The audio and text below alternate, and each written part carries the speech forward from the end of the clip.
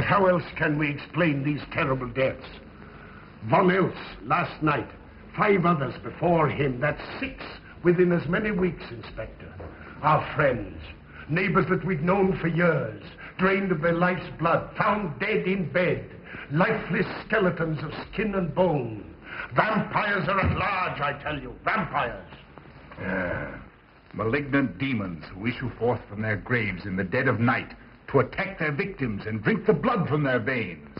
Gotten him of Schneider, don't jest. That blood-sucking legend belongs in the same category with werewolves and all other peasant superstitions.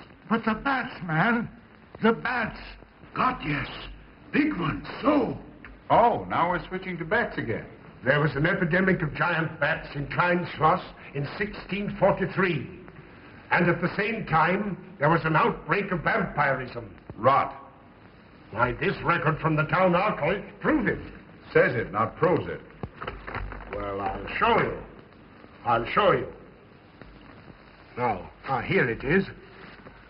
And on this day was von Hausmann hanged from a gibbet in the public square after being convicted on a proven charge of vampirism.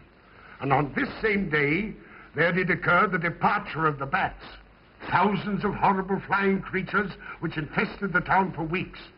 And on the night of this same day, February 13, in the year of our Lord, 1643, was there a stake driven through von Hausmann's heart and his head cut off with a grave digger's shovel.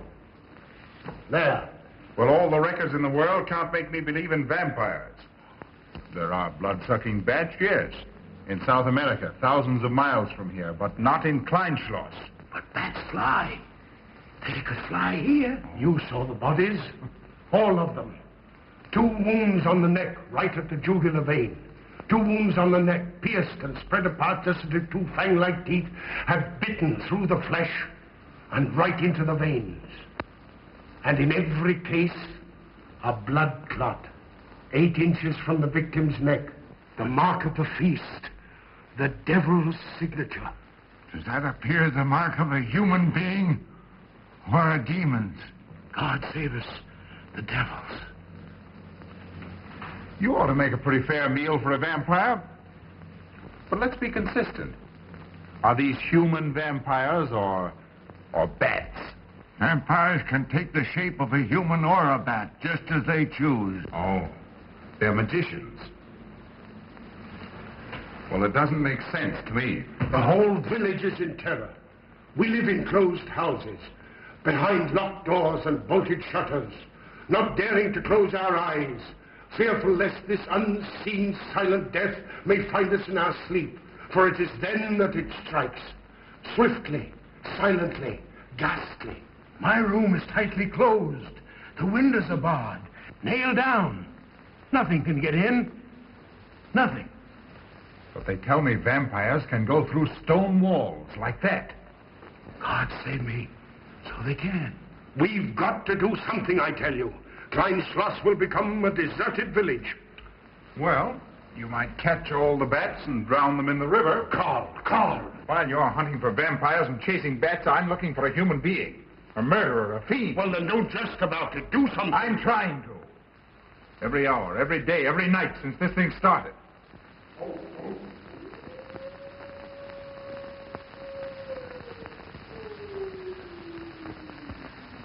Do you hear it? Hear it? Yes. Night after night. Lying awake until dawn. Waiting. For what? I don't know. That's what I thought. Good night, gentlemen. Don't let the vampires get you.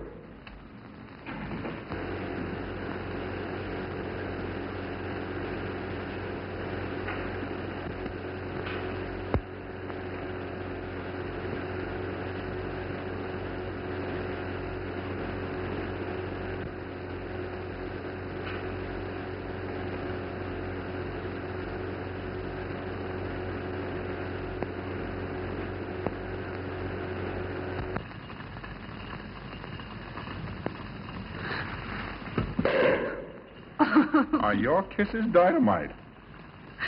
Don't you like my kisses?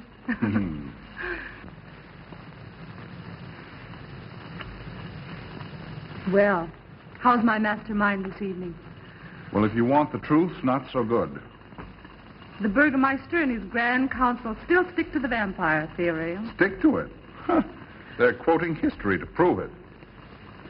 I think you and Dr. von Niemann are the only sane people left in the village. And you? What about you? Me? Well, I'm beginning to think I'm 7 different kinds of a fool. Murders are being done under my very nose. I must be as blind as the bats themselves. I can't find a single clue. Oh, but you will, Carl. You will. Well, I haven't. Oh, Ruth!